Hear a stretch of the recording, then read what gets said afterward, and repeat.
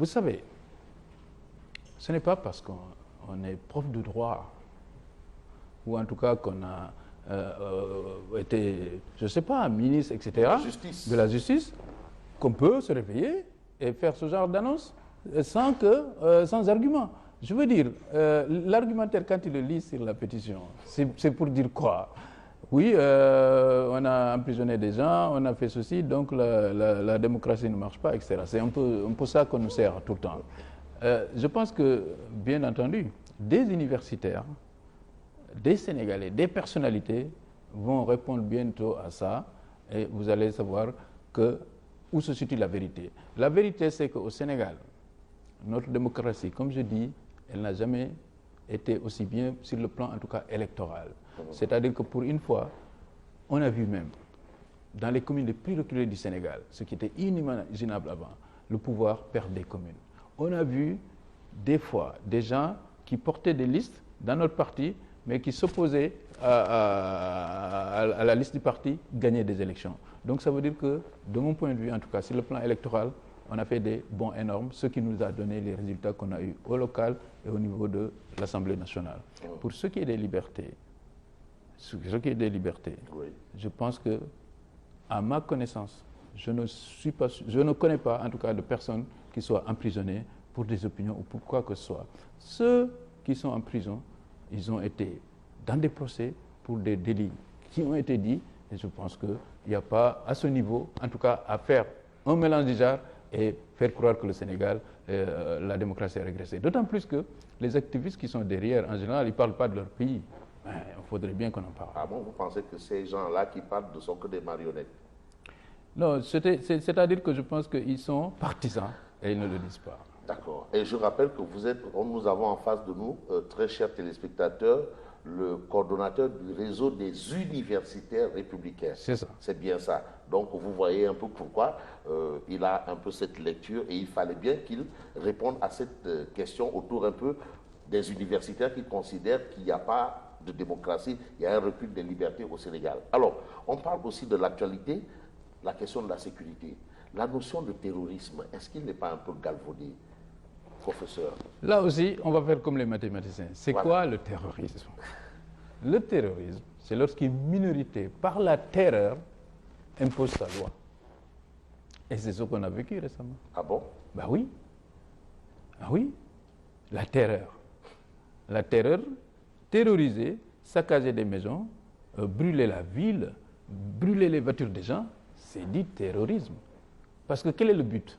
Lorsque quelqu'un veut manifester pour la démocratie, pourquoi il brûlerait le train express régional? Pourquoi il saboterait le BRT? Pourquoi il voudrait que Dakar soit dans un blackout total? Mais c'est ça, dans tous les pays du monde. Le terrorisme, c'est le jet de cocktail Molotov d'abord. Hein. Oui. Je ne connais aucun endroit au monde où jeter des cocktails Molotov ne peut pas être considéré comme du terrorisme. Jeter un cocktail Molotov dans une maison, dans un bus qui roule, où il y a des anonymes, c'est une forme de terrorisme. Je ne sais pas si vous avez une autre définition. Absolument. Alors, on va peut-être parler de Kolda, bien entendu, parce que Kolda aussi, c'est chez vous. Comment ça se passe à Kolda? C'est-à-dire? Politiquement, est-ce que Kolda, la mouvance présidentielle, a toujours la même mise? Oui, mais Kolda, on a fait 6 députés sur 6. Ah bon? Oui, aux dernières élections législatives. Donc on va retenir que là-bas, c'est vrai. 6 députés sur 6. On a 39 collectivités locales, territoriales. Non, mais 40 pour les communes. Oui. Il y a 40 collectivités communes. Nous avons les 39. Il y a 3 départements, nous avons les 3. Donc, la mouvance présidentielle, elle ne s'est jamais mieux portée que... C'est un titre foncier. Oui. Parole du président du conseil départemental de Kolda. Et c'est pour cela qu'on s'est réunis pour dire, en tout cas, que nous donnons carte blanche au président de la République. Et lorsqu'il choisira son candidat, notre rôle, ce sera de faire gagner ce candidat dans la région de Kolda. Dans la région de Kolda. Vous avez donné carte blanche au président de la République. Au président de la République. Vous n'allez pas opter pour le choix d'un Koldois, non? Vous savez, vous voulez parler de la candidature de Mame Boye Diao. Il faut le dire. Non, un Koldois. Oui, c'est Mame Boye Diao. Oui. Il est candidat, c'est son droit. Il n'y a pas de problème à ce niveau. Mais vous aurez pu faire solidarité de localité. Non mais, d'abord, l'élection présidentielle, moi je dis, si c'était par région, je serais candidat. Hein. Ah bon? Oui, oui, si c'était par région, je pense que je serais candidat. L'élection présidentielle, elle n'est ni régionalisable, ni ethnicisable. C'est deux dangers pour la démocratie. Ce que je dis, nous sommes tous de l'APR. Mamboy, il est de l'APR. On a deux visions différentes. Nous, on a dit on donne carte blanche au président de la République. Lui, visiblement, il ne donne pas carte blanche au président de la République. Il a dit qu'après le choix du président, d'abord, il est candidat à la candidature, et après le choix du président, il jugera est-ce qu'il suit ce candidat ou pas. Donc, c'est pour cela, ce n'est pas la peine de polémiquer maintenant. Parce que la première hypothèse, au cas où il suit le candidat du président, ça veut dire que nous avons le même candidat. Donc, il n'y a pas de quoi polémiquer. S'il ne suit pas le candidat du président, ce qui est son droit, nous, on a dit que nous serons avec le candidat du président, nous défendrons le PSE parce que nous voulons que le plan Sénégal émergent continue. Mais Mamboy, il est majoritaire quand même au plan de la notoriété à Kolda.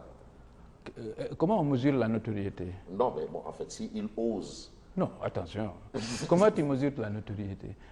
Moi, j'ai fait... Par rapport aux élections locales passées, quand même. Il est le maire de Kolda. Oui, non, mais Kolda... Et il a battu le candidat de Benno Bokk-Yakaar à Kolda. Je veux dire... Il peut rééditer l'exploit au sommet aussi. Ça, c'est tout le mal qu'on lui souhaite. Oui. Mais ce que je veux dire, c'est qu'on ne peut pas gagner d'abord avec une commune. On ne peut pas gagner l'élection présidentielle avec sa commune. Ça, moi, je te parle de la région de Kolda. La région. La région de Kolda. La région de Kolda. L'effet pour les locales passées, c'est passé. On ne va pas revenir sur des intrigues, des combines qui ont fait que X a gagné ou Y a gagné. L'effet, c'est quoi? Dans la commune de Kolda, ma liste a obtenu 11 000 voix. Le maire, il a été élu avec 8 000 voix. Nous sommes allés aux législatives. J'étais délégué régional pour le parrainage. Je pense que le parrainage pour les législatives dans la région de Kolda s'est extrêmement bien passé. Lorsque je suis allé à Kolda pour dire que nous devons démarrer le parrainage pour les législatives, en 3 jours, j'ai reçu 6 500 parrainages signés dans la commune de Kolda que j'ai ramené. Et après, tout le monde s'y est mis et on a eu un excellent parrainage. Maintenant, nous sommes venus aux législatives pour les élections. Moi, j'avais dit que cette année, il faudrait qu'il y ait un maire parmi nos candidats. Parce que les maires, ils nous ont toujours reproché que les deux candidats sont en général de la commune de Kolda et nous perdons la commune de Kolda. Et moi, à ce titre, j'avais proposé le choix de M. Idrissa Baldé et nous avons gagné le département hors de la commune de Kolda avec plus de 8 000 voix. Nous avons malheureusement perdu dans la commune. Dans la commune. Et pourquoi vous avez perdu avec dans la 1500 voix. Comme j'ai dit, ce sont des élections passées. Maintenant, les élections à venir, les élections à venir, ce sera l'élection présidentielle. Oui. Je dis, moi, ministre de la région, je soutiendrai le candidat choisi par le président Macky Sall. Point barre. Les élus territoriaux, nous avons fait une réunion, on a dit on soutiendra le candidat choisi par le président Macky Sall. Mon rôle, ce sera de faire gagner ce candidat. Professeur Moussa Baldé, un dernier mot? Un dernier mot, c'est de dire merci pour l'invitation et de dire qu'en tout cas, l'enseignement supérieur au Sénégal se porte bien, que le président Macky Sall, qui a dit le 3 juillet qu'il ne se présentera pas, je voudrais continuer à leur rendre hommage. D'abord pour les responsabilités qu'il m'a confiées, mais je vais vous dire un truc, Fabrice. C'est que si tous les citoyens sénégalais avaient travaillé comme le président Macky Sall les 11 dernières années, le Sénégal serait peut-être déjà bien émergent. Le président Macky Sall, c'est un citoyen qui se lève et qui travaille de 8 heures jusqu'à 4 heures du matin le lendemain. Ah bon? Je pense que si, moi en tant que professeur, j'avais fait ça, si les ingénieurs du Sénégal avaient fait ça, si les transporteurs du Sénégal avaient fait ça, Si les paysans du Sénégal, les producteurs du Sénégal avaient fait ça. Si les inspecteurs des impôts et domaines avaient fait ça. Je pense qu'on serait émergent. Donc vraiment, le président Macky Sall, c'est un modèle de leader. Et c'est pour cela